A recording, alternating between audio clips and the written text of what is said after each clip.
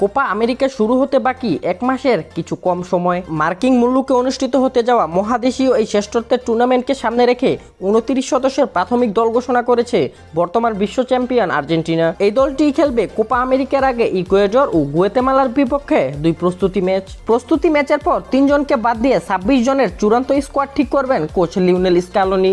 দক্ষিণ আমেরিকার শ্রেষ্ঠত্বের লড়াইয়ের জন্য স্কোয়াডে ওই রকম কোনো চমক রাখেনি এই মাস্টারমাইন্ড। গোলকিপিং পজিশনে নাই কোনো পরিবর্তন, বিশ্বকাপের 3 জনই আছেন দলে। দলের মূল গোলরক্ষকের দায়িত্ব পালন করবেন এমিলিয়ানো মার্তিনেজ, তার সাথে রয়েছেন ফ্রাঙ্কো আরমানি ও জেরেদিমো রুলি। রক্ষণভাগে বিশ্বকাপজয়ী Montiel, Molina, Romero, Martinez, Otamendi, Acuna, তালিয়াফিকোদের সবাই রয়েছেন। সঙ্গে নতুন করে যোগ হয়েছেন ভ্যালেন্তিন বার্কো।